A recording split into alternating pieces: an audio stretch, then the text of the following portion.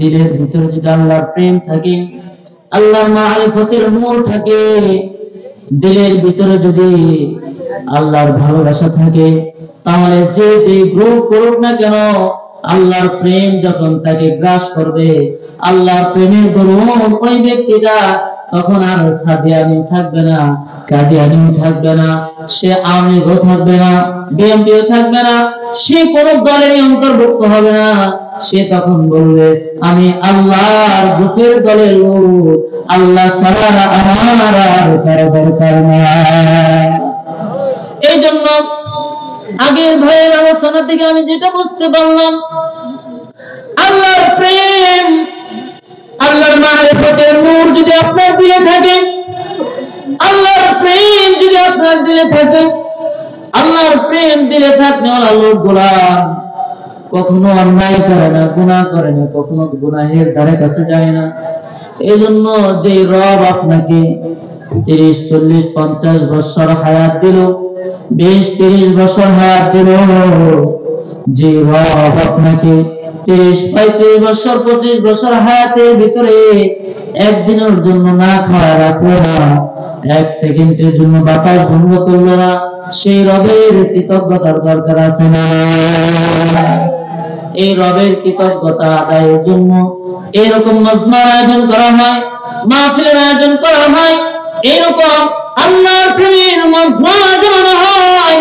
কিন্তু এগুলোকে আমরা গুরুত্ব না দেওয়ার দরুন ওই যে বাড়িতে বসে থেকে শয়তানকে নিজের কাছের বন্ধু মনে করে এই যে দিলগুলোকে নাপাক বানাইলাম, এই যে মজমায় আসলে দিলের পরিবর্তন ঘটে কি ঘটে না? এই ধরনের দিন মজমায় আসলে দিলের হালত পরিবর্তন হয় কি হয় না? এই জন্য ভাইরা আমার, বন্ধুরা আমার, আল্লাহর প্রেম দিয়ে রাখো। একবার মুহাব্বত নিয়া, প্রেম নিয়া, ভালোবাসা নিয়া যদি একবার আল্লাহ বলে রাখতে পারো, হায়াতের জীবনে যত গুনাহ হোক, যত পাপ হোক, একবার যদি প্রেম নিয়া মালিককে ডাকো আল্লাহ, সবাই আল্লাহ আল্লাহ, একবার যদি তোর মাথা কান্তি মালিককে ডাকতে পারো, ওই মালিক তোমার ডাকের সাথে সাথে জবাব না দেওয়া পারে না, সাথে সাথে লাব্বাইকা ইয়া আব্দি বলে বান্দাকে বলে, ও বান্দা ডাকিস কেন, ডাকিস কেন, বল বল তোর কি চাওয়া। আল্লাহ তাআলা সাথে সাথে বান্দার সব চাওয়া পানি করে বলেন সুবহানাল্লাহ। এই জন্য ভাইরা আমার, হায়াতের জীবনে বহু গুনাহ করেছি, বহু পাপ করেছি, বহু অন্যায় করেছি, এত অন্যায় এত গুনাহ জীবনে করেছি।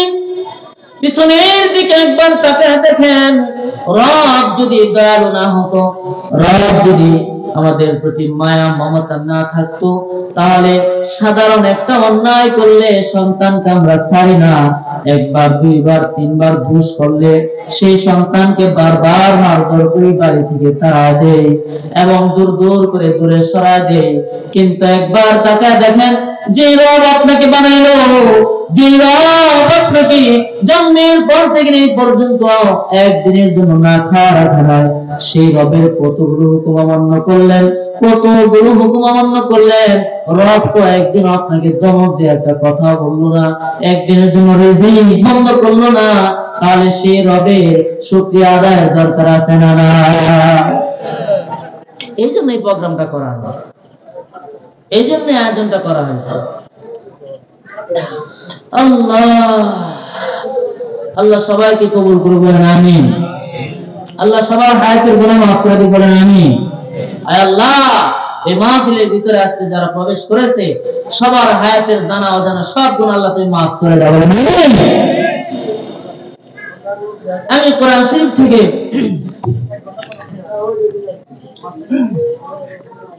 সূরা আলে ইমরান থেকে আমি একখানা আয়াত তেলাওয়াত করেছি, এর প্রাসঙ্গিক কিছু কথা বলবো, আল্লাহ যে তৌফিক দেন, বলেন আমিন। আল্লাহ তাআলা যুগে যুগে মানুষগুলাকে, আল্লাহ বলে মানুষগুলাকে আল্লাহর পথে ফিরিয়ে নিয়ে আসার জন্য, আল্লাহর মারিফতের নূর শেখানোর জন্য যুগে যুগে নবী রাসূল প্রেরণ করছেন। আর নবীদের দরজা বন্ধ হওয়ার পরে যুগে যুগে আল্লাহর ওলিদের মাধ্যমে ইসলাম প্রতিষ্ঠা করছেন কে করেন নাই? এই বাংলাদেশের সর্বপ্রথম ইসলাম নিয়ে আসছেন কে? আল্লাহর ওলিরা নিয়ে আসে নাই? আল্লাহ। এই জন্য আমার যুগে যুগে আল্লাহ তাআলা পৃথিবীর মানুষগুলোকে হেদায়েতের পথে নিয়ে আসার জন্য যুগে যুগে নবী রাসূল প্রেরণ করলেন, যুগে যুগে ওলি আউলিয়া প্রেরণ করলেন। নবীদের সময় আল্লাহ তাআলা ওলি পাঠিয়েছিলেন কিনা? খিজর আলাইহিস সালাম ওলি ছিল কিনা? হাকিম লুকমান আলাইহিস সালাম কে ওলি ছিল কিনা? আল্লাহ তাআলা নবীদের ধারাবাহিকতা যখন ছিল তখন আল্লাহ তাআলার পক্ষ থেকে মাঝে মধ্যে ওলিদের আবির্ভাব ঘটাইছেন,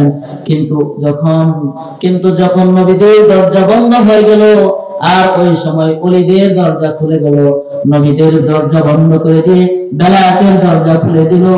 অর্থাৎ কিয়ামত পর্যন্ত আলেম উলামা এবং বেলায়েতের দরজা খোলা। বলেন সুবহানাল্লাহ।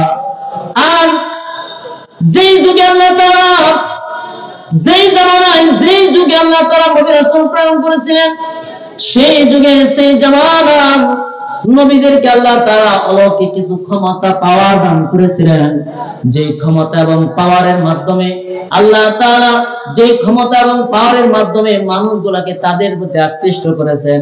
কারণ নবীরা যদি মুজিজা না দেখাইছে তাহলে কোন মানুষ বিশ্বাসই করে নাই এটা সত্যি সত্যি নবী কথা কোন ঠিক না। এরকম নবীদের পাশাপাশি আল্লাহ তাআলা ওলি আউলিয়াদেরকেও এরকম কিছু অলৌকিক ক্ষমতা দিয়েছিল কিনা?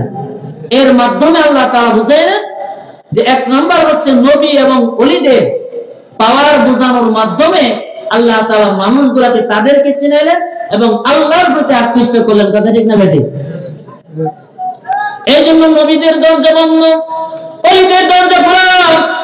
আমি আজকে আলোচনার মাধ্যমে এটাই বোঝানোর চেষ্টা করব, ওলি হওয়ার জন্য বড় আলেমের প্রয়োজন নাই, হাফিজ কোরআনের প্রয়োজন নাই, বড় মুফতির প্রয়োজন নাই।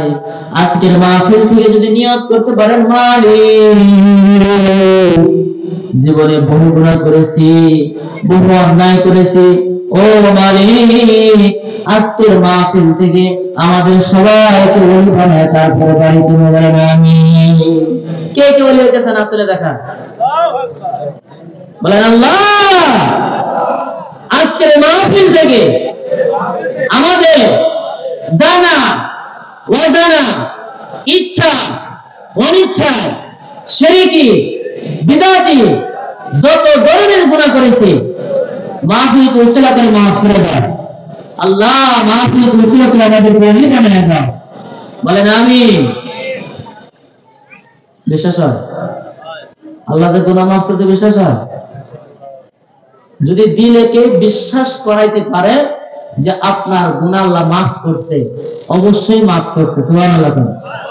আল্লাহ নবী সাল্লাল্লাহু আলাইহি ওয়াসাল্লাম মসজিদের ভিতরে এক সাহাবী দাঁড়ায় কইতেছে, ইয়া রাসূলুল্লাহ আপনি আমাকে জান্নাতের ফয়সালা দিয়ে দেন।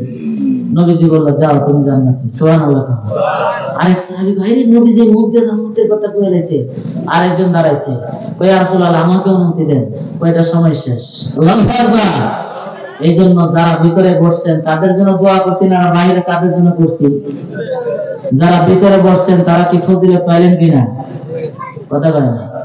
খোদার কসম করে বলি যদি দিলকে বিশ্বাস করাতে পারেন আপনার গুনাহ কি মাফ হয়েছে? কোনো গুনাহ নাই, অবশ্যই আপনার কোনো গুনাহ নাই। সুবহানাল্লাহ। আল্লাহ গুনাহ মাফ করলে আপনাকে যদি আল্লাহ মাফ করে দেয়, যদি সব গুনাহ মাফ করে দেয় আপনার ওলি বানায় ফেলে, আল্লাহর কোনো দিক দিয়ে লাভ আছে? কোন দিক দিয়ে ক্ষতি আছে? আপনার জাহান্নামে দিয়ে আল্লাহ লাভ কি? কথা বলেন আল্লাহর কোন লাভ আছে? এটা সহজ কথা বুঝেন না কেন? একবার খালি দিলেকে বুঝাইবেন আমি অন্যায় করেছি, আমি পাপ করেছি, আমি গুনাহ করেছি। আমরা সাধারণভাবে যখন আমাদের সন্তানেরা পাপ করে গুনাহ করে, যখন সন্তান কোনো অন্যায় করে মাত্র কয়েক ঘন্টা রাত করে থাকি, কিন্তু সন্তান যখন সন্ধ্যা ঘনিয়ে রাত্রিবেলা যখন বাড়িতে ফিরে না আসে তখন বাপ মায়ের রাত ভেঙে যায়। আর বাপ মা ওই গুনাহগার সন্তানকে খোঁজার জন্য হাওতাশ করে কি করে না? কথা কয় না? করে কি করে না? তাহলে পিতা মাতা যদি সন্তানের প্রতি এতটুকু মায়া থাকে, একবার চিন্তা করে দেখেন আল্লাহর কাছে যদি নিজের গুনাহগুলো তুমি মাফ করে দাও, আল্লাহ মাফ করে দিবে, মাফ করে দিয়ে আল্লাহর কোনো ক্ষতি নাই। কিন্তু আল্লাহর কাছে যদি চান তবে আল্লাহ খুশি হয়। এই জন্য আমার আল্লাহ তাআলা যুগে যুগে যত নবী রাসূল প্রেরণ করলেন, সমস্ত নবীদের একটা কাজ ছিল লা ইলাহা ইল্লাল্লাহর বাস্তবায়ন করা, এক অস্তিত্বের দাওয়াত দেওয়া, এক খোদার প্রেম মানুষকে শেখানো, কিভাবে আল্লাহ বলা মানুষগুলোকে আল্লাহর কাছে ফিরে নিয়ে আসা যায়, কিভাবে মানুষগুলোকে আল্লাহর পরিচয় দেওয়া যায়। এই জন্য আল্লাহ তাআলা সেই যুগে যেই জামানায় আল্লাহ তাআলা নবী রাসূল প্রেরণ করছেন, সেই যুগে সেই জামানায় যে কাজগুলো ছিল ওই মানুষদের চাইতে শ্রেষ্ঠত্ব দিয়ে আল্লাহ তাআলা নবী রাসূলকে প্রেরণ করেছেন। সুবহানাল্লাহ। যেমন আল্লাহ নবী সাল্লাল্লাহু আলাইহি ওয়াসাল্লামের অসংখ্য, অন্যান্য পয়গম্বরদের অসংখ্য মুজিজা রয়েছে, সব বলবো না, মাত্র একজন নবীর কথা বলবো, এরপরে সংক্ষিপ্ত আলোচনা শেষ করব। ইলা বানি ইসরাঈল, বানি ইসরাঈলের একজন নবী, ওয়ায়ুআল্লিমুহুল কিতাব ওয়াল হিকমাতা ওয়াত ওয়াল ইনজিল, যেই নবীকে আল্লাহ তাআলা হিকমত দিলেন, জ্ঞান গর্ব এমন কিছু ইলম দিলেন, তাওরাত এবং ইনজিলের আলেম বানাইলেন। আর সেই নবীকে রাসূলান ইলা বানি ইসরাঈল, বনি ইসরাঈলের রাসূল রূপে বানাইলেন। আর সেই নবীর নাম হচ্ছে ঈসা মসিহ। সুবহানাল্লাহ। কি নবী? ঈসা মসিহ। এর পূর্বে আর নবীরা দুনিয়াতে আসেন, বনি ইসরাঈলের নবী হয়ে আসেন। কারণ ওই যুগ ওই জামানার লোকেরা, বনি ইসরাঈলের জামানার লোকেরাই কিন্তু বেশি গুনাহগার ছিল, ঠিক না ভাই? ঠিক।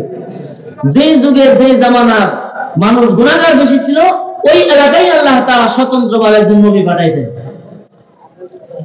আল্লাহ নবী ঈসা মসিহের এই কথাটা আল্লাহ তাআলা এখানে তুলতে গিয়ে কয়েকটা মুফাসসির কিরাম এর কয়েকটা পূর্ব ইতিহাস উদ্ধৃতি দিয়েছেন। সেটা হলো, যে জামানায় নবী পাঠাইছেন সেই জামানার মানুষের চাইতে যদি নবী শ্রেষ্ঠ না হয়, তাহলে কি মানুষ নবী মানবে? মানবে না। এই জন্য কিছু অলৌকিক ক্ষমতা পাওয়ার আল্লাহ তাআলা নবী রাসূলদেরকে দান করেছেন। আর অলৌকিক ক্ষমতার কথা যখন মানুষ শুনে, তখন তার প্রতি আকৃষ্ট হয় আর আল্লাহর বরত্বের কথা শুনে।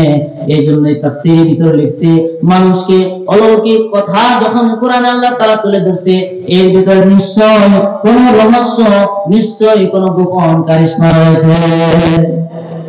মানুষ অলৌকিক ঘটনা শুনতে তাদের কাছে ভালো লাগে, ঠিক না ভাই? ঠিক। এই জন্য আল্লাহ তাআলা কোরআনে বিশেষ বিশেষ জায়গায় নবী রাসূলদের অলৌকিক কিছু কারামত, অলৌকিক কিছু মুজিজা তুলে ধরছেন। আল্লাহ তাআলা বলেন, আমি বলি ইসরাঈলের রাসূল ঈসা মসিহকে এরকম ভাবে আমি কিছু কারিশমা দান করেছি। আর ঈসা মসিহ তার যুগের মানুষগুলোকে হেদায়েতের পথে নিয়ে আসার জন্য কিছু কারিশমা দেখাইলেন, যেরকম ইতিপূর্বে মুসা নবী দেখাইছিল, কারণ ইতিপূর্বে আর অন্যান্য নবীগণ দেখাইছিল। মুসা আলাইহিস সালামের জামানায় জাদুবিদ্যায় বেশি পারদর্শী ছিল, ঠিক না ঠিক? মুসা আলাইহিস সালামের জামানার মানুষগুলা জাদুবিদ্যায় বেশি পারদর্শী ছিল। এই জন্য আল্লাহ তাআলা মুসা নবীকে ওই জামানার শ্রেষ্ঠ জাদুবিদ বানাইলেন। আল্লাহু আকবার। আর নাকি মানুষ মানবে? এই জন্য শ্রেষ্ঠ জাদুবিদ মানে কি, জাদুদের চাইতে আরো শ্রেষ্ঠ জাদু মুসা শিখলেন, যেটা আল্লাহ তাআলার জাদু, যেটা আল্লাহ তাআলার মুজিজা। এই মুজিজার মাধ্যমে মুসা নবী মানুষদেরকে তার প্রতি আকৃষ্ট করেছেন। ইউসুফ আলাইহিস সালামের জামানার মানুষগুলো বেশি সুন্দর ছিল, এই জন্য ওই জামানায় আল্লাহ তাআলা রাসূল পাঠাইবেন, নবী পাঠাইবেন। তাহলে নবী যদি জামানার মানুষের সাথে কালা হয়, তাহলে মানুষ মানবে? এই জন্য ইউসুফ নবীকে সুন্দর দিলেন, সৌন্দর্যের সমস্ত যা কিছু আছে সব কিছু দিলেন। দাউদ আলাইহিস সালামের জামানার মানুষগুলো কণ্ঠশিল্পী বেশি ছিল, ঠিক না ঠিক? এই জন্য আল্লাহ তাআলা দাউদ নবীকে কি করলেন? এমন কণ্ঠ দান করলেন যে কণ্ঠ অন্য মানুষের সব কণ্ঠ একত্রিত করলেও দাউদ নবীর কণ্ঠের সমান হয় না। এরপরে এইভাবে আল্লাহ তাআলা যেই যুগে যেই জামানায় নবী পাঠাইলেন, সেই যুগে সেই জামানার রাসূলকে ওই এলাকার মানুষের চাইতে শ্রেষ্ঠত্ব দিলেন। তদ্রুপ ঈসা মসিহকেও আল্লাহ তাআলা যে যুগে পাঠাইলেন সেই যুগের মানুষগুলা কি বিদ্যায় বেশি পারদর্শী ছিল কোনটি? কি বিদ্যায়? চিকিৎসা বিদ্যায়। আল্লাহু আকবার। কি বিদ্যায় পারদর্শী? চিকিৎসা বিদ্যায় পারদর্শী। এখন ওই জামানার মানুষগুলা চিকিৎসা বিদ্যায় বেশি পারদর্শী। এখন ঈসা নবীকে নবী পাঠাইলা, কিন্তু ঈসা নবী যদি চিকিৎসা না জানে তাহলে কি মানুষ তাকে আকৃষ্ট হবে? আল্লাহ তাআলা ঈসা মসিহকে পৃথিবীর সমস্ত চিকিৎসকদের চাইতে শ্রেষ্ঠ চিকিৎসক বানাইলেন ওই জানার জন্য। আল্লাহ তাআলা আল্লাহ নবী ঈসা মসিহকে কিছু চিকিৎসা দান করলেন, আর সেই চিকিৎসার সিস্টেম আল্লাহ তাআলা কোরআনে করে বললেন। আল্লাহ নবী ঈসা মসিহ বলেন, আন্নী ক্বাদ জিতুকুম বিআয়াতিন মির রাব্বিকুম, আমি তোমাদের কাছে আগমন করেছি আল্লাহর পক্ষ থেকে কিছু নিদর্শন নিয়ে, আল্লাহর পক্ষ থেকে কিছু কারিশমা নিয়ে তোমাদের কাছে আসছি। আন্নী আখলুকু লাকুম মিনাত তিন কাহায়াতিত তায়র। ঈসা মসিহ বলেন, আন্নী আখলুকু লাকুম, আমি সৃষ্টি করতে পারি। কি করতে পারি? সৃষ্টি করতে পারি। মিনাত তিন, মাটি থেকে। কাহায়াতিত তায়র, পাখির আকৃতি কি বানাইতে পারি? পাখি বানাইতে পারি। পাখি। ঈসা মসিহ বলেন, আমি পাখি বানাইতে পারি।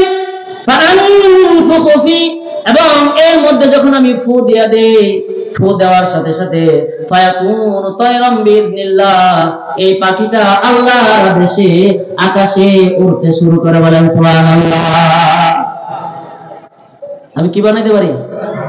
পাখি বানাইতে পারি, কিন্তু পাখি বানানোর মালিক কে? কথা কয় না। তাহলে ইন্নী আখলুকু লাকুম কেন লিখলেন? অর্থাৎ ঈসা আলাইহিস সালাম একটা পাখির আকৃতি বানাইতেন, মাটির তৈরি। কি দিয়ে বানাইছে? মিনাত তিন, মাটি থেকে একটা পাখির আকৃতি বানাইছেন।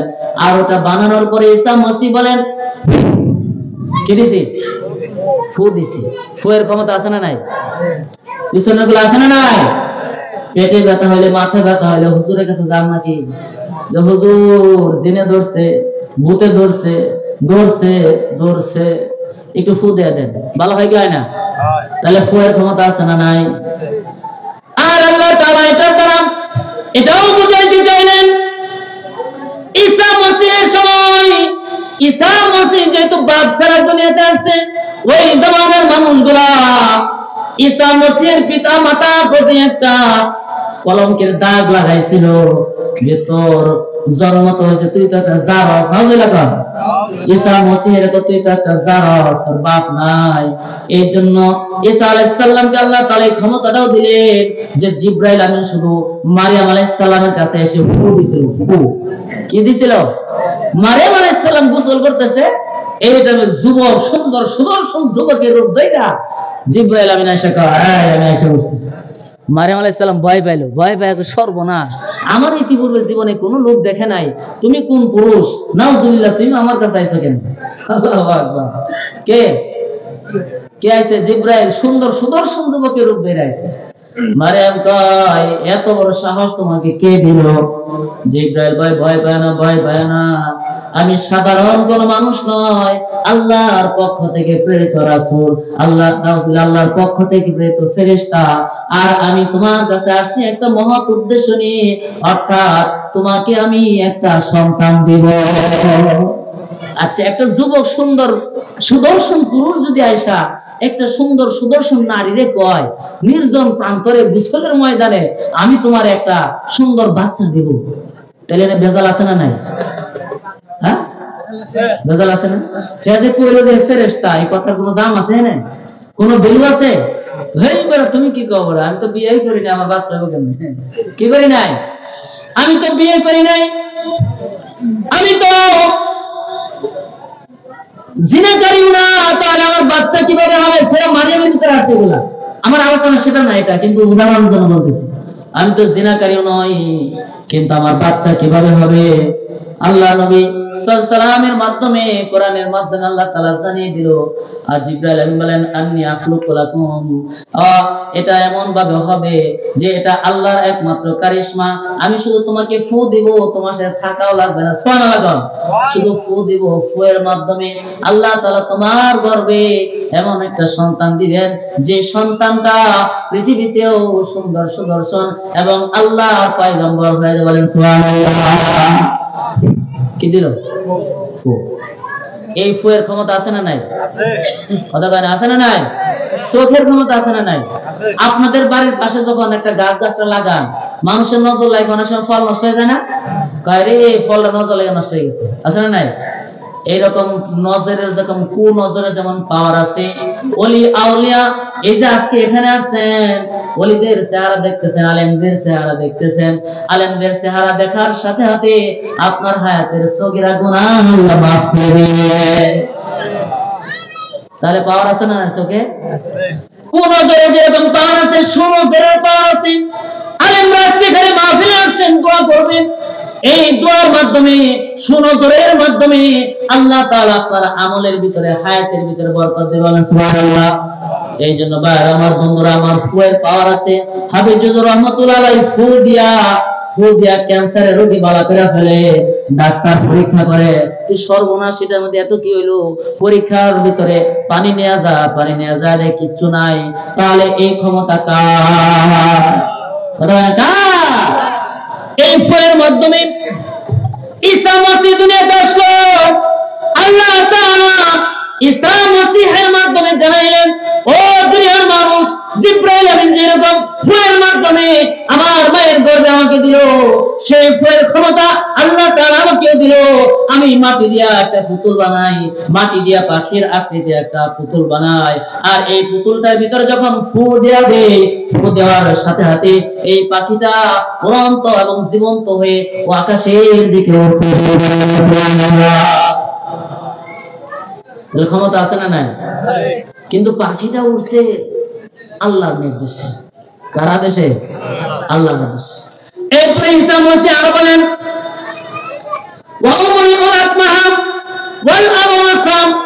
আর আমি ভালো করতে পারি জন্ম অন্ধকে। কারে ভালো করি? জন্ম অন্ধ, যারা জন্ম থেকেই অন্ধ, যারা জন্ম থেকেই অন্ধ। পৃথিবীর বুকে এখন এমন কোন চিকিৎসা আবিষ্কার হয় নাই যে জন্ম অন্ধ মানুষকে ভালো করতে পারে, আছে নাকি? কিন্তু যারা অন্ধ হয়েছে পরে তাদের চিকিৎসা আছে।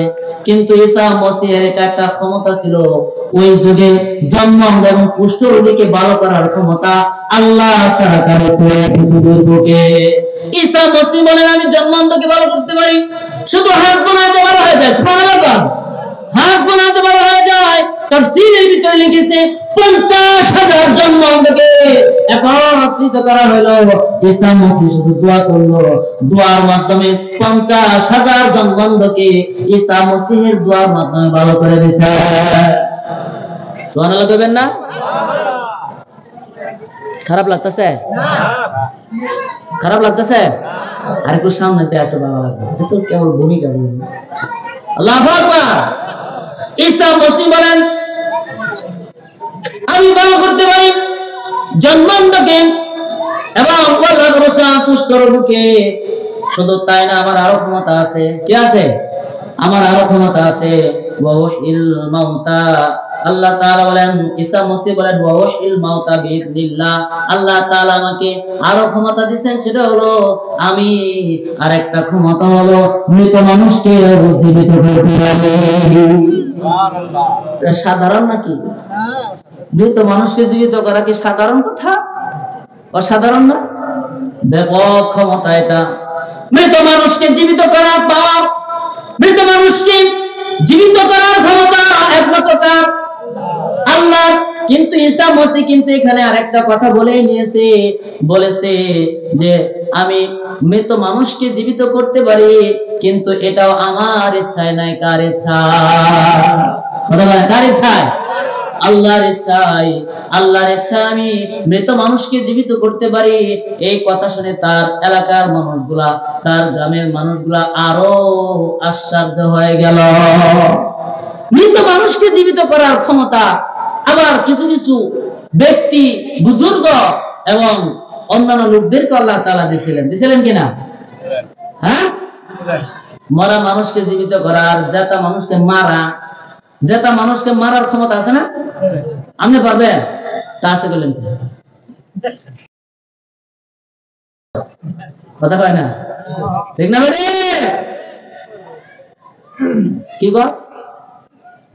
কি ঘর বানাইছিল?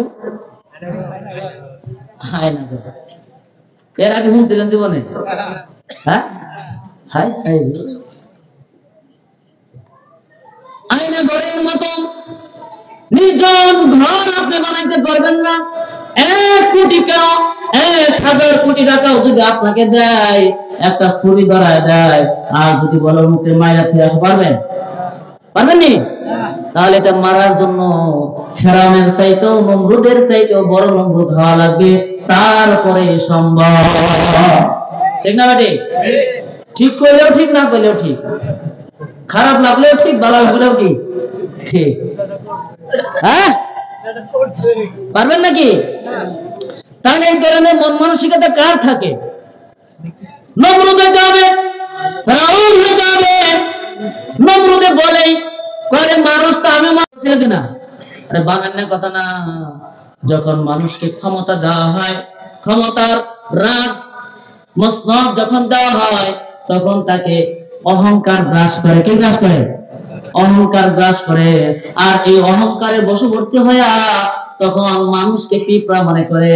পিঁপড়া মাইরা ফেললে যেরকম কোনো কিছু লাগে না, মানুষ মারলেও আর কোনো কিছু লাগে না। এই জন্য 5 মে থেকে নিয়ে হাজার হাজার আলেম ওলামাকে, ছাত্র জনতাকে, হাজার হাজার ছাত্র জনতাকে আমাদের চোখের সামনে গুলি করে মারছে।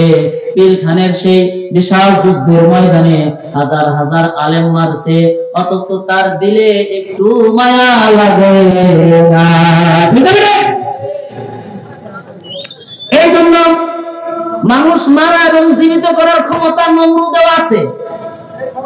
নমরুদে বলে এই কথা আল্লাহ তাআলা কোরআনেও তুলে ধরছেন। কথাই কথা মনে হয়, কথায় কথা মনে হয়, যদিও বলতেছি বানোয়াট কথা বলবো না, যেটা কোরআনে বলা হচ্ছে, আলাম তারা ইলাল্লাযী হাজা ইব্রাহিমা ফি রাব্বিহি আন আতাহুল্লাহুল মুলক। আল্লাহু আকবার। আল্লাহ তাআলা বলেন, ও নবী আমার, আলাম তারা, আপনি কি দেখেন নাই? নমরুদ ইব্রাহিম নবীর সাথে তর্ক করছিল। কার নবীর সাথে? ইব্রাহিম নবীর সাথে নমরুদ তর্ক করেছিল তার রব সম্বন্ধে। কেন? আমি তাকে রাজত্ব দিয়েছিলাম, আমি তাকে ক্ষমতা দিয়েছিলাম, আমি তাকে সমগ্র পৃথিবীর সালতানাত, বাদশাহী দান করেছিলাম। সমগ্র পৃথিবীর বাদশাহী পাইয়া সে অহংকারে বশবর্তী হইয়া এখন ইমাম মানে না, রাসূল মানে না, এখন নবী মানে না, নবীর সাথেও আল্লাহকে নিয়ে তর্ক করে। এই তর্ক করার পিছনে কারণ হলো সে ক্ষমতার মসনদে বসে অহংকারী হয়ে গেছে। ঠিক না? নমরুদ তো পৃথিবীর বাদশাহী পায় অহংকার করছে। সাধারণ বাংলাদেশের ক্ষমতায় বসে অহংকারে আমাদেরকে ধরে কি ধরে না? ক্ষমতায় বসলে অহংকার ধরে, নিজের পদবি বাড়ানোর জন্য তার ব্লিক জামাতের ভিতরে অহংকার ধরে কি ধরে না? যেমন সাদিয়ানি গ্রুপ অহংকারে বশবর্তী হয়ে আলাদা হয়েছে। আমরা যখন সোহরাওয়ার্দী উদ্যানে যাই, মানুষ জিজ্ঞাসা কেন আইছেন? যে তাবলীগ ফাটল ধরেছে, এখন জোড়া লাগাইতে হবে, আলেমদেরকে এক করতে হবে, সমগ্র মুসলিম উম্মাহকে এক করতে হবে। এই জন্য হচ্ছে আমাদের আজকের ঐক্য। কথা বলেন ঠিক না? ঠিক। ইব্রাহিম, আল্লাহ তাআলা বলেন, ইব্রাহিমের সাথে নমরুদ তর্ক করে। নমরুদ বলে, তোমার খোদার পাওয়ার কি? তোমার খোদার ক্ষমতা কি? তুমি যে তোমার খোদার কথা বলো, তোমার খোদার ক্ষমতা সম্পর্কে বলো। আল্লাহ নবী হযরত ইব্রাহিম আলাইহিস সালাম বলেন, ওয়া ইন ক্বালা ইব্রাহিম রাব্বিয়াল্লাযী ইউহয়ী ওয়া ইউমীত। আমার রবের একটা ক্ষমতা আছে, সেই ক্ষমতা হলো আমার রব মানুষ জীবিত করে আবার মারে। সুবহানাল্লাহ। আলোচনা দ্বারা ঠিক আছে তো? মনে রাখেন, আবার মনে করেন না যে গেছে কেমন হবে। রবের ক্ষমতা কি?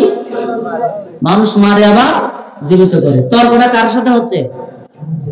ইব্রাহিম আলাইহিস সালাম আর কে? নমরুদ। ইব্রাহিম আর নমরুদ।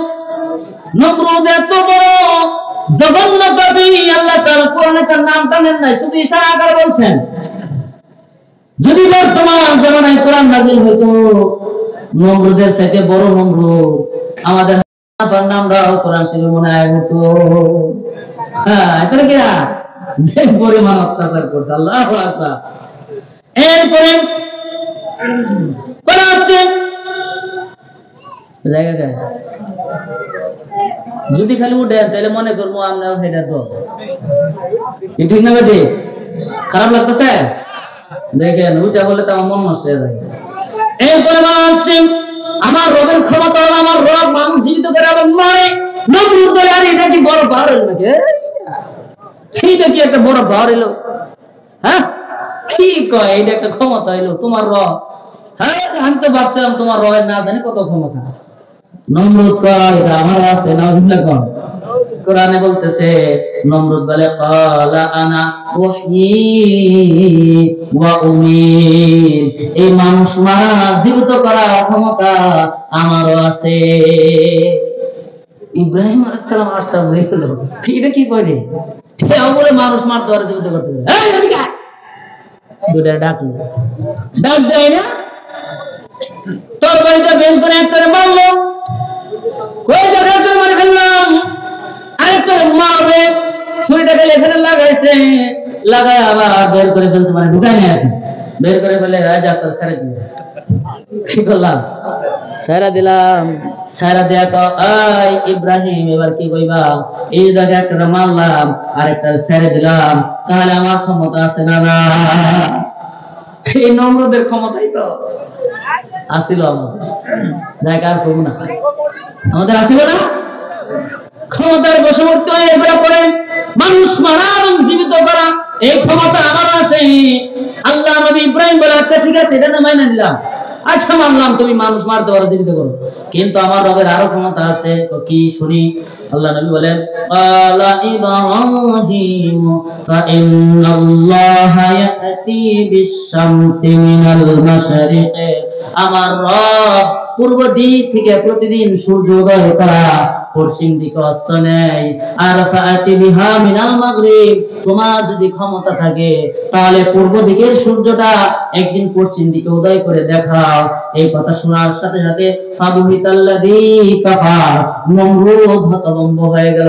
সুবহানাল্লাহ, নমরুদ কে গেলে বা হতভম্ব হয়ে গেল। কোরআনে বলছে ফাবুহিতাল্লাযী কাফার, এই কাফের হতভম্ব হয়ে গেল। এটা তো আমার দ্বারা সম্ভব না, এটা আমার দ্বারা কি না সম্ভব না। ফেরাউন একদিন বৃষ্টি নামাইছিল, শয়তানদের কইতে কইতে বৃষ্টি নামাইছিল, যাই সেগুলা বলার সময় নেই। এরপরে ঈসা মসিহ বলল মানুষ জীবিত করতে পারি, মারতেও পারি। ইব্রাহিম আলাইহিস সালাম বলল যে মানুষ জীবিত করার ক্ষমতা একমাত্র আল্লাহর কাছে, আল্লাহর। নমরুদকে ক্ষমতা দেখাইলো, কিন্তু নমরুদকে এই কথা বইলা তো ইব্রাহিম নবী চিন্তায় ভরে গেল। কথা কয় না, পিছাটি কথা কয় না, কি ভরে গেল? চিন্তায় ভরে গেল। ইব্রাহিম নবী ক আসলে তো মানুষ মারছে আর একটা জীবিত করছে। কথা কয় না, মারছে না একটা জীবিত করছে না, আসলে তো একটা মারছে আর একটা জীবিত করছে। তাহলে এটা আল্লাহর জিজ্ঞানি দরকার, আল্লাহর কি করা দরকার? জিজ্ঞানি দরকার। এবার ইব্রাহিম নবীর ভিতরে একটা কৌতূহল জাগলো। ইব্রাহিম নবী কয় ও রব, আমার একটা জিনিস দেখার ইচ্ছা লাগছে, শখ লাগছে। যে কি শখ? ইব্রাহিম নবী কয় আল্লাহ তুমি মানুষ মাইরা কেমনে জীবিত করো, এটাই আমি দেখতে চাই। আপনারা দেখবেন না শুনবেন? দেখবেন না শুনবেন? দেখবেন না তো আবার? ঠিক আছে, আবার দেখেন, আবার দেখার কথা কই না আমাদের, তাহলে তো আবার এখানে মারণ লাগবে নাকি কন? তাহলে এটা কোরআনে আছে না নাই? কথা কয় না। ইব্রাহিম নবী যে আল্লাহর এই কথা কইছে কোরআনে আছে না নাই? আচ্ছা খারাপ লাগতেছে আমাদের, কইবো সামনে যাবো? আচ্ছা ইব্রাহিম বলেন ওয়া ইন ক্বালা ইব্রাহিম রাব্বি আরিনি কাইফা তুহিল মাউতা। ইব্রাহিম আলাইহিস সালাম বলেন, ও রব, রব্বি আরিনি, আমি দেখতে চাই, কাইফা তুহিল মাউতা, তুমি কিভাবে মৃত মানুষকে জীবিত করো। আল্লাহ তাআলা বলেন, ও ইব্রাহিম, ক্বালা আওয়ালাম তুমিন, তুমি এটা কি কইলা? হ্যাঁ, ক্বালা আওয়ালাম তুমিন, হে ইব্রাহিম, তুমি আমাকে সমস্ত বিশ্বাসীদের চাইতে শ্রেষ্ঠ বিশ্বাস তোমার রয়েছে, তুমি আমার নাম শুনলে তোমার সমস্ত মানুষকে দিয়ে দাও। আল্লাহর নাম শোনার সাথে সাথে তুমি সব কিছু দান খয়রাত করে দাও। তুমি তো আমার সেই খলিল, তুমি তো আমার সেই বন্ধু, আমার ব্যাপারে তুমি এই ধরনের চিন্তা ভাবনা কিভাবে করলে, এই ধরনের মন্তব্য কিভাবে করলে? ও ইব্রাহিম, তুমি তোমার কি আমার প্রতি বিশ্বাস নাই? ইব্রাহিম বলেন, না না রব, হে বলা, কেন নয়, কেন নয়, অবশ্যই আপনার প্রতি আমার বিশ্বাস রয়েছে। ওয়ালাকিল ইয়াতমাইন্নাল কলবি, আপনি যদি এটা মানুষ কিভাবে জীবিত করেন এটা যদি স্বচক্ষে দেখতে পারি তবে আমার অন্তরটা শান্তি হবে। বলেন সুবহানাল্লাহ। এখন বুঝাইছে নি? মানে স্বচক্ষে যদি বাঙালি স্বচক্ষে যদি বাঙালি কিছু দেখে এটার প্রতি বিশ্বাস বেশি হয়। কথা বল না, ঠিক না বেটে? আল্লাহ নবী ইব্রাহিম কয়, আমি এটা স্বচক্ষে দেখতে চাই, তোমার পাওয়ার এবং ক্ষমতা, এটা তোমার প্রতি বিশ্বাস আছে, কোনো সমস্যা নাই, কিন্তু আপনি একটু দেখান, আমারে দেখান। আল্লাহ আচ্ছা দা, তুই যেহেতু কইছস, ঠিক আছে, তোর দ্বারা আমি মানলাম, তাহলে কাজ করতে হবে। তো কি কাজ? ইব্রাহিম নবীকে বলেন, পালা ফাকুল আরবাআতাম মিনাত তাইর, তুমি 4টা পাখি নিও। কয়টা পাখি? পিছন দিকে না, কয়টা পাখি? 4টা পাখি নিয়ে আসো। ফাসুরহুন্না ইলাইকাম, আর এই পাখিগুলাকে লালন পালন করে তুমি তোমার পোষ মানাও। পাখিগুলা, আপনারা একটু একটু আগে বসেন, একটু আগে বসেন, মনে হয় একটু মানুষজন এখন আইতাছে, মানে একটু পছন্দ হয়েছে আর কি। দেখি পাখি কেমনে বানায়। আল্লাহু আকবার, লা ইলাহা, একটু আগে একটু আগে তাদেরকে বসতে দেন। এই যে ফাঁকা জায়গা খালি করলে আপনি জান্নাতের কাছাকাছি চলে আসবেন। সুবহানাল্লাহ।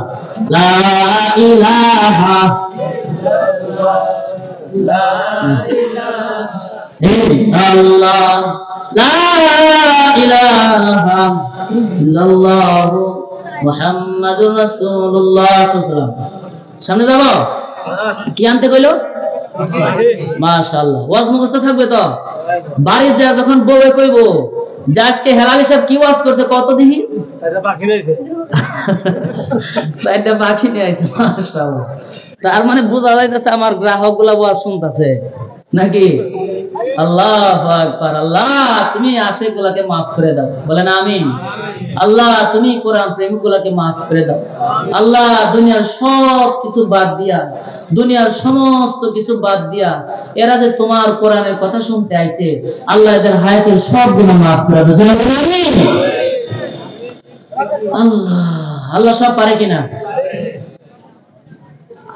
আল্লাহ নবী ইব্রাহিমকে আল্লাহ তাআলা বললেন, ওয়া ফাকুল আরবাআতাম মিনাত তাইর, হে ইব্রাহিম, এই পাখিগুলো যখন তোমার পোষ মানবে, তোমার কথা শুনবে, তুমি যখন এই পাখিগুলাকে লালন পালন করে যখন তুমি উপযুক্ত করে ফেলবে, সুম্মা জাআলা আলা কুল্লি জাবালিন মিনহুন্না জুযআ, এই পাখিগুলাকে কাইটা টুকরা টুকরা কইরা কিমায় পরিণত করবা, হাড্ডি গোশত সবগুলাকে কাইটা টুকরা টুকরা করবা, টুকরা টুকরা করে সবগুলাকে বানজাইবা, নাকি কি করেন আপনারা?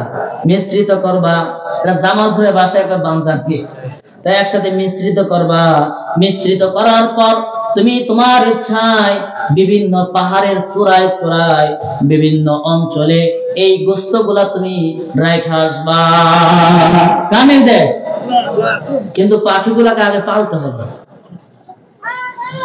আল্লাহ তাআলা এই কথা বললেন, হযরত ইব্রাহিম আলাইহিস সালাম তাই করলেন। পাখিগুলোকে লালন পালন করার পরে, আলাদা আলাদা করার পরে সবগুলোকে কেটে টুকরো টুকরো করে পাহাড়ের চূড়ায় বিভিন্ন এলাকায় যখন রেখে আসলো, আল্লাহ তাআলা এবার বলেন, সুম্মা দাউহুন্না হে ইব্রাহিম এবার তুমি তাদেরকে ডাক দাও।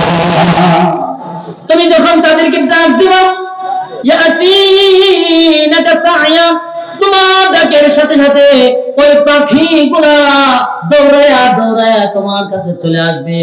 ইব্রাহিম আলাইহিস সালাম পাখিগুলাকে টুকরো টুকরো করে পাহাড়ের চূড়ায় যখন রেখে আসলো, আল্লাহ নবী ইব্রাহিম যখন ডাক দিল, ডাক দেওয়ার সাথে সাথে প্রত্যেকটা গোশতের সাথে হাড্ডির সাথে পালকগুলা একটা আরেকটার সাথে সংমিশ্রণ হয়ে দৌড়াইয়া ইব্রাহিম নবীর কাছে আসতে শুরু করলো। জোরে বলেন সুবহানাল্লাহ। ক্ষমতা আছে না নাই? আল্লাহ মনে হয় দুর্বল হয়ে গেছে।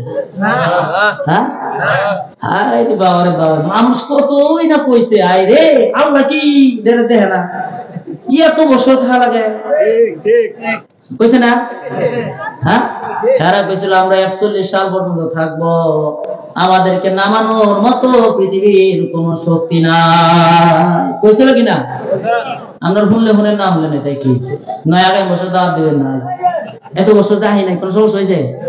হ্যাঁ, আমার প্রোগ্রাম কি বন্ধ ছিল? 3 বছরে দাওয়াত দিবেন না, কোনো অসুবিধা নাই।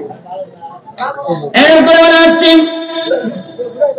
ইব্রাহিম নবীর ডাকের সাথে সবগুলো পাখি জোরে লেগে আসছে। আল্লাহ তাআলা বলেন আমার ক্ষমতা সম্বন্ধে আর তো কোনো সন্দেহ নাই, কথা বলেন, আর সন্দেহ আছে? আর কোনো সন্দেহ নাই। কিন্তু এখানে আশ্চর্যের বিষয় হলো ক্ষমতাটা ইব্রাহিম নবী আল্লাহর কাছ থেকে সরাসরি দেখতে চাইছিল, কিন্তু আল্লাহ কি কাজটা করছেনি? করছে? পাখি জীবিত করছে কে? আল্লাহ জীবিত করছে। মাধ্যম কেডা? ইব্রাহিম নবী না? পাখিটির পাললো সে, মারলো সে, ডাকলো সে, সবকিছুই করলো সে, তাহলে আল্লাহ কি করলো? আল্লাহ কি করলো তাহলে? আল্লাহু আকবার। আল্লাহ জীবিত করছে, দেখা গেছে নি? কিন্তু ইব্রাহিম নবী কি চাইছিল? যদি সচক্ষে দেখতে পারি তাহলে বিশ্বাস হয়, কথা কয় না? কিন্তু আল্লাহ তাআলা মাধ্যম ছাড়া কোনো কিছু করে, যদি করতো তাহলে নবী রাসূল দুনিয়াতে পাঠানোর প্রয়োজন ছিল না, ফেরেশতা বানানোর প্রয়োজন ছিল না, ফেরেশতা দিয়ে আসমান জমিন আলাদাভাবে তত্ত্বাবধানের দরকার ছিল না, হাসিনাকে দিয়া 17 বছর এই বাংলাদেশ চালানোর কোনো দরকার ছিল না, আল্লাহ তাআলা নিজেই তো চালাইতে পারতো, কথা কয় না? আল্লাহু আকবার। এর জন্য এখন খাস করে দোয়া করবেন, আবার দ্বিতীয়বার যেন আবার কোন ওই রকম স্বৈরাচার শাসক যেন আর না আসে। এখন দোয়া করবেন, আমরা বিএনপিও চাই না, আওয়ামী লীগও চাই না, আবার আওয়ামী লীগ আসুক কোনো সমস্যা নাই, কিন্তু আল্লাহ ওলি হয়ে আসুক, কথা ঠিক না? আমরা বিএনপি চাই না, সরমনা চাই না, জামাতও চাই না, কিচ্ছু চাই না। আল্লাহর কাছে দোয়া করবেন, রব এমন একজন শাসক নিযুক্ত করে দিন যে শাসকের মাধ্যমে আমরা মুসলিম জামাতের একটা উন্নতি হয়। এটা আল্লাহর কাছে দোয়া করতে হবে, ঠিক আছে? আসুক সরমনায় কোনো সমস্যা নাই, জামাত আসুক কোনো সমস্যা নাই, আল্লাহ কবুল করে বলেন আমিন। এখন যে অবস্থা বাবারে বাবা, আমির হামজার মাহফিলে বাধা দিছিল কিনা? মা দেখেন নাই?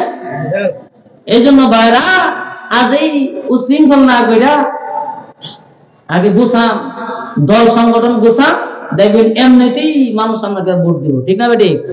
আর যদি এখনই উশৃঙ্খল শুরু হয়ে যায়, মানুষ তো আলু খায় না, বুঝে তো কিছু হইলো, কি কন? বাকিটা আমরা বুঝে নেবেন, আমি কইলাম না নাকি কই আলাইছি পুরাটা কোনটা? এরপরে আল্লাহর ক্ষমতা আছে না নাই? যেটা কয় না ঈসা মসিহের কথা মনে আছে কিনা? নমরুদ মানুষ জীবিত করতে পারে, মারতে পারে, আল্লাহ মানুষ জীবিত করতে পারে, মারতে পারে, কিন্তু আল্লাহ তাআলা মাধ্যম ছাড়া মানুষ জীবিত করেও না, মারেও না, কথা কোন ঠিক না বেঠি? ঈসা মসিহ মানুষ জীবিত করতে পারে। ঈসা মসিহকে তার কওমের লোকেরা এসে বলে, ও আল্লাহ নবী ঈসা, আপনার তো এত ক্ষমতা, তাহলে নূহ নবীর কিস্তি নিয়ে এত তর্ক বিতর্ক, কেউ কেউ 1200 হাত, কেউ কেউ 300 হাত, কেউ কেউ 600 হাত, কেউ কেউ এইটা, কেউ কেউ সেইটা, কেউ কেউ 2 তালা, কেউ কেউ 3 তালা। ও আল্লাহ নবী ঈসা, আপনি তো মানুষ জীবিত করতে পারেন, তাহলে ঈসা নবীকে তার কওমের লোকেরা বলে, তাহলে নূহ নবীর সময় তার একটা সন্তানকে জীবিত করে জিজ্ঞাসা না, এই নৌকাটার মূল হাকিকত কি ছিল? এটা একটা পরামর্শ দিল আর কি। এটা তো একটা বালা পথ বুদ্ধি দিলা, এইটা করম যা। আল্লাহ নবী ঈসা মসিহ একটা পাহাড়ের চূড়ায় উঠল, বানাত গল্প না, পাহাড়ের চূড়ায় উঠা হাম ইবনে নূহ আলাইহিস সালামের একটা সন্তানের নাম কি ছিল? হাম, হাম সাম। হ্যাঁ, এই তিনজন থেকে সমগ্র পৃথিবীর সৃষ্টি। সুবহানাল্লাহ। এই হাম ইবনে নূহকে জীবিত করল আল্লাহ নবী ঈসা আলাইহিস সালাম। আল্লাহ নবী ঈসা কুম বিইজনিল্লাহ বলে তারা বলছে দাঁড়িয়েছি, মানুষ পাথর দিয়ে কাঁপতে কাঁপতে উঠছে। আল্লাহ নবী ঈসা বলে, আরে তুমি কি বুড়া অবস্থায় মরছিলানি? না না, আমি বুড়া অবস্থায় মরি নাই। তাহলে বুড়া অবস্থায় কাঁপতে কাঁপতে উঠতেছো, কারণটা কি? ঈসা আলাইহিস সালামকে বলে, আপনি যেভাবে ডাকছেন মনে হইলে তো কিয়ামত হয়ে গেছে, কিয়ামতের চিন্তায় আমি বুড়া হয়ে গেছি। কিসের চিন্তা? কিয়ামতের চিন্তা আছে না নাই? আছে। কিয়ামতের চিন্তায় আমি বুড়া হয়ে গেছি। ঈসা মসিহকে জিজ্ঞেস করে, আমার জাগাইলেন কেন? এখন তো কিয়ামত শুরু হয় নাই। ঈসা মসিহ জিজ্ঞেস করে, নূহ নবীর কিস্তিরা কয় হাত লম্বা ছিল, কয় হাত প্রস্থ আছিল, তুমি কি জানো? হ্যাঁ, জানবো না কেন, আমি তো সময় জীবিত হয়েছিলাম। তাহলে তাড়াতাড়ি বলো, মানুষের ভিতরে এখানে একটা তর্ক বিতর্ক শুরু হয়ে গেছে, তাড়াতাড়ি বলো নূহ নবীর কিস্তিরা কয় হাত লম্বা ছিল? হাম ইবনে নূহ বলে যে নূহ নবীর সেই কিস্তিটা 1200 হাত লম্বা ছিল আর 300 হাত চওড়া ছিল। বলেন সুবহানাল্লাহ। এই তো সুবহানাল্লাহ নিয়ে ওয়াজ করুন যাব, বাদ যাইবো নি সুবহানাল্লাহ। সুবহানাল্লাহ বলে কোন হইব? পুলিশ আইব? সুবহানাল্লাহ বলে পুলিশ আইব না? তাহলে জোরে কোন সুবহানাল্লাহ। এই যে এত শান্তিতে জোরে এগুলো করে, আল্লাহ সবাইকে মাফ করে বলেন আমিন। সামনে যাই বড়। এইবার ঈসা মসিহে, হ্যাঁ না না না, ঈসা মসিহে অনুসারী যে হ্যাঁ কইতাছে, আল্লাহ নবী ঈসা একটা কাজ করেন। কি কইলারে দেই তো জীবিত করছিনি, আমগুলোকে লয়ে এলো। কি কয়? আমগুলো লয়ে এলো। ঈসা মসিহ কয়, হেই বেটা, এ তো মরা মানুষ আইনি কেমনে? কই জীবিত হিসাবে কথা কইতাছে। এর দুনিয়ার রিজিক আল্লাহ বন্ধ করে দিয়েছে, এটা প্রয়োজন অনুসারে আমি জীবিত করছি, কিন্তু আর কারো ক্ষমতা নাই একে জীবিত করা। এইভাবে আল্লাহ নবী ঈসা আরো অনেক জীবিত করেছিলেন। আল্লাহ নবী ঈসা বলে, এর দুনিয়ার রিজিক বন্ধ হয়ে গেছে, এই জন্য তাকে আমাদের সাথে নেওয়া যাবে না। বলেন সুবহানাল্লাহ। এই ক্ষমতা নিয়ে মুসলমান, এক খ্রিস্টান আর মুসলমানের ভিতরে তর্ক। খ্রিস্টান মুসলমানকে বলে, তোমাদের নবীর চাইতে আমাদের নবীর পাওয়ার বেশি। খ্রিস্টান কয়, তোমাদের নবী মুহাম্মদের চাইতে আমাদের নবীর পাওয়ার কম না বেশি? কম বেশি। কয় বাপরে, আমাদের নবীর পাওয়ার বেশি। কয় কেমনে? কয় আমাদের নবী মানুষ জীবিত করতে পারে, কিন্তু তোমাদের নবীর নজিরে এমন কোন কাহিনী নাই যে তোমাদের নবী মানুষ জীবিত করছে। আসেনি? মুসলমান খুব বিচক্ষণ এবং বুদ্ধিমান ছিল। মুসলমান বলে, ও তোমাদের নবী মানুষ জীবিত করছে? ওইটা কার সাথে কোথায় বলি? আমাদের নবী লাগে না, আমাদের নবী লাগে না। আমার নবীর উম্মতকে আল্লাহ তাআলা এত ক্ষমতা, এত পাওয়ার দেন, ফরজ নামাজের পাশাপাশি যদি আপনি নফলের মাত্রা বাড়ায় দেন, আল্লাহ তাআলা অন্যান্য নবীদেরকে যে পাওয়ার দিয়েছেন, ফরজের পাশাপাশি যদি নফল ইবাদতের মাত্রা বাড়ায় দেন, আল্লাহ আপনাকে সেই ক্ষমতা দান করেন। সুবহানাল্লাহ। এর একৃতি দিতে গিয়া মুসলমান বলে, আমাদের নবী লাগে না, তোমাদের নবীর এই ক্ষমতা ছিল, আর আমাদের নবীর উম্মতের যদি এই ক্ষমতা থাকে, তাহলে আমাদের নবীর প্রয়োজন নাই। সুবহানাল্লাহ। তাহলে কেমনে? এখন কই কি কয়? পরে কেমনে শুনবেন নাকি? আব্দুল কাদের জিলানী রাহমাতুল্লাহ আলাইহির নাম শুনছেন কিনা? আব্দুল কাদের জিলানী রাহমাতুল্লাহ আলাইহি ছোট মাসুম বাচ্চা, মাসুম বাচ্চা বাবার কাছে আসা। জিলানী বাবার নাম কি বলুন? মাইক মেনে দাদা কইছে নাকি? কেডা কইলো? কে নাম? আবু সালে জঙ্গি মুসা। মাশাআল্লাহ। সে একজন ইমাম সাহেব ছিল। কে ছিল? ইমাম সাহেব ছিল। এই আলোচনার মাধ্যমে শেষ করব, এরপরে আমাদেরকে ছুটি দেব। আলোচনা শেষ করে, দোয়া শেষ করে তারপরে বাড়িতে যাবেন। কে কে হাত তুলে দেখান? নানিগঞ্জ টাকা দেন, তারা হাত তুলে নেই, দেখেন।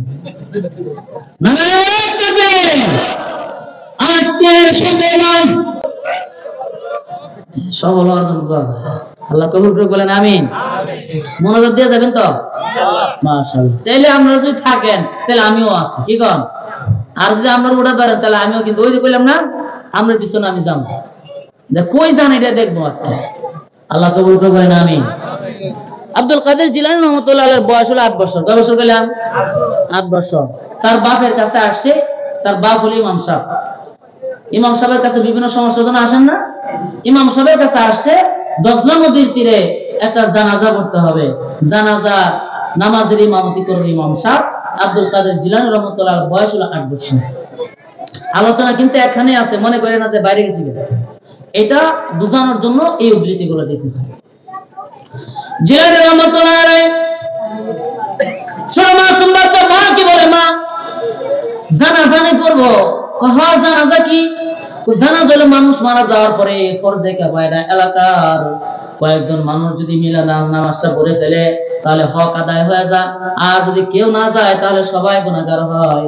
এই জন্য জানাজার নামাজ পড়তে হবে। ওই মানুষটা মারা গেছে তাকে কবরস্থ করতে হবে। জিলানী রহমাতুল্লাহ আলাইহি বলে, আমার বাপ মারা গেলে আমি ইমাম সাহেব হইব, এই জন্য জানাজা কেমনে করে আমারও দেখার সাওদ আছে। সুবহানাল্লাহ। মায়ের কাছে আবদার করলো, বায়না করলো, মা বাপেরে কইলো, না না এ যে দুষ্টর দুষ্ট, এর যদি আমার সাথে নেই, আমি ইমাম সাহেব মানুষ, আমার মানে যত হইব না। ঠিক না বেটি? ইমাম সাহেবের পোলাহান, ইমাম সাহেব করে যে দুষ, আরো যদি ইমাম সাহেবের পোলাহান দুষ্টাইম করে তাহলে খবর আছে না নাই? নিতে চায় না, বড় আবদার, জোর করে যাবো, তারপর নিয়ে গেল। জিলানী রহমাতুল্লাহ আলাইহি আসরের নামাজের ইমামতি করলেন। মসজিদে মুসল্লি 30 জন। কয়জন? কথা হয় না? 30 জন মুসল্লি নিয়ে জিলানী রহমাতুল্লাহ আলাইহি বাবা আবু সালেহ জঙ্গি মুসা নামাজে দাঁড়াইলেন, ছেলেকে বারান্দায় বসাইলেন। জিলানী রহমাতুল্লাহ আলাইহি ছোট মানুষ, যদিও ছোট, তারপরেও আল্লাহর কাছে অনেক বড়। আলা ইন্না আউলিয়া আল্লাহি লা খাউফুন আলাইহিম ওয়া লা হুম ইয়াহজানুন। আল্লাহ ওলিদেরকে আল্লাহ তাআলা ভয় ভীতি দূর করে দিয়ে, ভয় ভীতি দূর করে দিয়ে তাদেরকে আল্লাহ তাআলা অলৌকিক ক্ষমতা এবং পাওয়ার দান করেন। এটা হচ্ছে আল্লাহর প্রেমের দরুন আল্লাহ তাআলা দান করেন। সুবহানাল্লাহ। কোন আমার এই মানুষটা দেখে ভালো লাগতে চায় রে, বাচ্চাটার কোলে নাকি কেমন সুন্দর করে বয়ে আছে, মমতা লাগলো ভাই আপনার দেখে। আল্লাহ কবুল করুক আমিন। আরে পিছনে তাকায় কে সামনে, আর পিছনে চায় দেখে, ওই যে মাঝখানে বাচ্চা কোলে নিয়ে বয়ে আছে, তা উঠবো না। আল্লাহু আকবার। জিলানী রহমাতুল্লাহ আলাইহি বারান্দায় বসা, বাবে 30 জন মুসল্লি নিয়ে নামাজে দাঁড়াইছে। কিন্তু জিলানী রহমাতুল্লাহ আলাইহি দেখে যে বাপে যে 30 জন মুসল্লি নিয়ে নামাজে দাঁড়াইছে, এই 30 জনের মধ্যে 15 জন জাহান্নামী আর 15 জন জান্নাতি। সুবহানাল্লাহ। আল্লাহ তাআলার ওলিদেরকে আল্লাহ তাআলা ক্ষমতা দেন কি দেন না? মসজিদে মুনাফিক থাকে কি থাকে না? ইমাম সাহেবের বিরুদ্ধাচরণ করে, এরকম আছে না নাই? কথা কয় না? এটা আসতে তো বাবা, ইমাম সাহেবের বিরুদ্ধাচরণ করে, আলেমের বিরুদ্ধাচরণ করে, ওলি আউলিয়ার বিরুদ্ধাচরণ করে, এরকম সমাজের ভিতরে আছে না? এরকম মুনাফিকের অভাব নাই। নবীজির পিছনে নামাজ পড়ছে, নবীজির সাথে কাফের বেঈমানি করেছে। ইমাম সাহেবের পিছনে নামাজ পড়ে ইমাম সাহেবের সাথে বেঈমানি করে। সুতরাং এরকম ক্ষমতা আল্লাহ তাআলা পূর্বের জামানায় ছিল। আবু সালেহ জঙ্গি মুসা মুসল্লিদের ভিতরে 30 জন মুসলমান, 30 জনের ভিতরে 15 জন মুসলমান, 15 জন জাহান্নামী। এরপরে আব্দুল কাদের জিলানী রহমাতুল্লাহ আলাইহি বলে যে এই মসজিদের ভিতরে আল্লাহ প্রেমিকরাই থাকবে, খোদা প্রেমিকরাই থাকবে, জাহান্নামীদেরকে মসজিদে জায়গা দেওয়া যাবে না। আর এরা মসজিদে এসে খোদার ইবাদত করবে, এটা আমি জিলানী মাইনা নিতে পারি না। এই জন্য জিলানী রহমাতুল্লাহ আলাইহি ওই 15 জন মুসল্লি, যে 15 জন মুসল্লি জাহান্নামী, এদের জুতাগুলো আলাদা কইরা কইরা ওই দজলা নদীর ভিতরে ফালায়া দিল। কি করলো? নদীতে ফালাই দিল। নদীতে ফালানোর পরে এইবার মুসল্লির নামাজ শেষ করে যখন বাইরে বেরিয়েছে, বাইরে বেরিয়ে 15 জনের জুতা আছে, 15 জনের নাই। এখানে তার কোনো লোকও নাই। তখন ইমাম সাহেবের জিজ্ঞাসা, ইমাম সাহেব এটা কি হইলো? ইমাম সাহেব তো আমি তো জানি না, তাহলে এটা কেমনে কি? ওই না তো আপনার ছেলে আছিল। আরে জিলানী তিনি বলেছ, হয় আমি ফেলাইছি। বাপে তো শরম পাইল, এই কাম কেন করলি? আমার মুসল্লিদের জুতা তুই নদীতে ফেলায় দিলি, এর কারণ কি? বাবা তুমি তো জানো না, তোমার মুসল্লি অর্ধেক গুলা জাহান্নামী আর অর্ধেক গুলা জান্নাতি। যদি বিশ্বাস না হয়, ওই যে যাদের জুতা ফেলাইছি এদের জুতা পরে আনতে চাও, আনতে বলো, আর তাদেরকে আলাদা ভাবে যাচাই করো, আর সবাই মুনাফিকরা সবাই জাহান্নামী। কয় এখন আর সময় নাই তোর সাথে তর্ক করার, পরে বাড়ি যা বুঝাইমু। এরপরে জানাজার ময়দানে উপস্থিত হইলো। জানাজার ময়দানে উপস্থিত হয়ে দেখে দুইটা ছোট ছোট মাসুম বাচ্চা এবং ওই যে মাইয়াতকে পাশে বসে কান্নার অবস্থায় কান্নাকাটি করতেছে। জিলানী রহমাতুল্লাহ আলাইহি ছোট ছোট বাচ্চাদের কাছে গেল, যা জিজ্ঞেস করলো, এই কাঁদো কেন? বাচ্চারা বলে, আমার বাপ মারা গেছে এই জন্য কাঁদি। ও আচ্ছা, আফসোস। বাচ্চাদের কান্না দেখে জিলানী রহমাতুল্লাহ একটা মায়া হলো। কি হলো? একটা মায়া হলো। বাপকে বলে, ও বাবা দাঁড়াও দাঁড়াও, এখানে কি জানাজা করবো? কখন জানাজা করবো? জানাজা করবো কেন? ওই যে মানুষটা মারা গেছে এই জন্য। তুই আজকে এখন ঝামেলা করিস না, ঝামেলা করলে এখন খবর আছে। না, আমার উত্তর গুলো দাও। এই যে বাচ্চাগুলো কান্না করতেছে, এদেরকে থামাও। বাপ করছেন তো কান্না করবে, এদেরকে থামাবো কেমনে? এটা আমার দ্বারা সম্ভব না। জিলানী রহমাতুল্লাহ আলাইহি তাহলে জানাজাও হবে, কথা বলেন, জানাজাও হবে। যদি তুমি কান্না না থামাও তাহলে জানাজাও হবে না। কইবে কেমনে সম্ভব? জানাজার সময় হয়ে গেছে। এদিক দিয়ে ইমাম সাহেব বয়ান করে, মুসল্লিদেরকে নিয়ে জানাজার ময়দান আছে না নাই? বয়ান করতেছে, সেই দিক দিয়ে কাম সারছে, বা তার ছোট ছোট বাচ্চাদের সাথে কথা বলতেছে। আর এমন অবস্থায় বাপে যখন থামে না, তখন যাইয়া ইমাম সাহেবকে অর্থাৎ জিলানী রহমাতুল্লাহ বাবাকে বলে, ও আব্বা, বাচ্চাগুলোকে দেখে আমার মায়া লাগছে, তুমি কি থামবা না? না থামবা না, জানাজা পড়বো, তুই এখানে সর। এবার বলতেছে, বাবা আমাকে একটা প্রশ্ন উত্তর দাও, জানাজা কি মরা মানুষের হয় নাকি জেতা মানুষের হয়? বাপে কয়, জানাজা তো মরা মানুষেরই হয়। তো যদি মরা মানুষের হয় তাহলে এই জানাজা হবে না। কয় কেন? এই মানুষটা মরে নাই, জীবিত। বলেন সুবহানাল্লাহ। মানুষটা কি জীবিত? কেমনে? জীবিত। বিশ্বাস করি না। বড়ই পাতা দিয়ে গোসল করালাম, গরম পানি দিয়া কাফন পরালাম, তারপর মরা। তুই কস জেতা, ফাজলামি করার জায়গা পেলে নিয়ে সর। যদি কয়, এবার জিলানী রহমাতুল্লাহ আলাইহি বলে, যদি তোমার বিশ্বাস না হয় তাহলে আমি তুই না দেখা। এখানে কোন বিজদিলা বলে নাই। জিলানী রহমাতুল্লাহ আলাইহি বলে যে আমার হুকুমের দ্বারা। কার হুকুম? আল্লাহ আকবার করবেন না? কার হুকুমের কথা কইলো? তাহলে আলোচনার ধারাবাহিকতা ঠিক আছে নি? ঈসা আলাইহিস সালাম কার হুকুমে মানুষ দিতে করে? জিলানী রহমাতুল্লাহ কি কইলো? হ্যাঁ কইলো আমার হুকুমে দ্বারা। তাহলে বেষ্টম আছে না নাই? বেষ্টম আছে না নাই? ঝামেলা আছে না নাই? যদিও বলছি আমার হুকুমে দাঁড়াও, কিন্তু আল্লাহর ওলিদের সাথে আল্লাহর একটা সম্পর্ক আছে না নাই? আলা ইন্না আউলিয়া আল্লাহ লা খাউফুন আলাইহিম ওয়া লা হুম ইয়াহজানুন। এই তাফসীরের ভিতর লেখে, বান্দা যখন ইবাদত করতে করতে, বান্দা যখন ফরজের পাশাপাশি নফলের মাত্রা বাড়ায় দেয়, তাহাজ্জুদের মাত্রা বাড়ায় দেয়, আওয়াবিনের মাত্রা বাড়ায় দেয়, ইশরাকের মাত্রা বাড়ায় দেয়, বান্দা যখন নফল ইবাদতের মাত্রা বাড়ায় দেয়, তখন আল্লাহ তাআলা ওই বান্দার সাথে আলাদা একটা সম্পর্ক রাখেন। আর ওই আলাদা সম্পর্কের দরুন আল্লাহ তাআলা বলেন, বান্দার জিহ্বা আমি আল্লাহর জিহ্বায় রূপান্তরিত হয়, বান্দার হাত আমি আল্লাহর হাতে রূপান্তরিত হয়। তখন বান্দা যা যা বলবে তখন আমি আল্লাহ সাথে সাথে কবুল করে। সুবহানাল্লাহ। এই জন্য আব্দুল কাদের জিলানী রহমাতুল্লাহ আলাইহি দিলের ভিতরে সেই সত্তা ছাড়া কেউ ছিল না। এই জন্য জিলানী রহমাতুল্লাহ আলাইহি যদিও বলছে আমার হুকুমে দাঁড়াও, কিন্তু হুকুমটা আল্লাহরই ছিল, অর্থাৎ আল্লাহর হুকুমেরই লেশ ছিল, অর্থাৎ পাওয়ারটা কার ছিল? আল্লাহর ছিল। এই জন্য মানুষ জীবিত করা।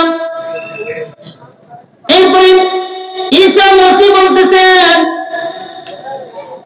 আমার ক্ষমতা আছে যেটা আল্লাহ আমাকে দান করেছেন। ওয়া উনাব্বিউকুম বিমা তাকুলুন। তোমরা বাড়িতে কে কি দেখে আসছো এটা আমি বলতে পারি। সুবহানাল্লাহ। তোমরা কে কি দেখে আসছো, ওমা তাদাখুরুন ফি বুয়ুতিকুম, এবং বাড়িতে কি কি জমাত হয়ে আইছো, খাও নাই মানে জমাত হয়ে আইছো, সেগুলাও আমি বলতে পারি। বলেন সুবহানাল্লাহ। সেগুলো আমি কি করতে পারি? বলতে পারি। এবার আল্লাহ নবী সাল্লাল্লাহু আলাইহি সাল্লামকে এইভাবে যুগে যুগে আল্লাহ তাআলা যত নবী রাসূল প্রেরণ করলেন, সমস্ত নবী রাসূলদেরকে আল্লাহ তাআলা আলাদাভাবে পাওয়ার এবং ক্ষমতা দান করলেন, কিন্তু কোরআন যখন নাজিল হইল, কোরআন নাজিল হওয়ার সময় ওই যুগের মানুষগুলা, ওই জামানার মানুষগুলা কবি এবং সাহিত্যিক চর্চায় বেশি পারদর্শী ছিল। কোন চর্চায়? তারা ছিল বড় বড় কবি, বড় বড় সাহিত্যিক, বড় বড় দার্শনিক। আর এই কোরআন যখন নাজিল হয়, আল্লাহ নবী সাল্লাল্লাহু আলাইহি ওয়াসাল্লামের সময় আল্লাহ নবী সাল্লাল্লাহু আলাইহি ওয়াসাল্লামকে বলে, ও মুহাম্মদ, তুমি যে কোরআনের আয়াতগুলা বানায়া বানায়া আমাদেরকে বলো, এই কোরআনের আয়াত তো আমরাও বলতে পারি। জোরে বলেন নাউজুবিল্লাহ। কাফেররা কয় আমরা বলতে পারি, তাই নাকি? হ, আল্লাহ বলতে পারি। আল্লাহ তাআলা বলে, ও নবী, আপনার ঘুরে যাওয়ার দরকার নাই, আপনি শুধু ইন্না আ'তাইনাকাল কাউসার এই আয়াতটা তাদেরকে দিয়ে দিন। এই আয়াতের আগে এবং পরে কি হবে এটা তারা বানায় নিয়ে আসুন। এই কথাটা শেষ করে আলোচনা শেষ করবো ইনশাআল্লাহ। খিদা লাগছে? খিদা লাগে না তো? ইনশাআল্লাহ ওইটা যাবেন না তো? শেষ করে দেবো ইনশাআল্লাহ। আল্লাহ আমাদের বুঝার তৌফিক দিক, বলেন আমিন। কি বললো? ইন্না আতাইনা কাল কাউসার। হে নবী, আপনি আয়াতটা তাদেরকে দেন। তারা যেহেতু বলতেছে কোরআন বানাইতে পারে, আপনার মতো কবিতা আবৃত্তি করতে পারে, আপনার মতো বড় সাহিত্যিক, আপনার মতো বড় দার্শনিক, তাহলে এই আয়াতটা দিয়ে একটা কবিতা বানায় নিয়ে আসে। সুবহানাল্লাহ। এটা তারা নিয়ে গেল। আর সমস্ত কবি সাহিত্যিকরা সবাই একত্রিত হয়ে এই আয়াত নিয়ে গবেষণা করা শুরু করলো।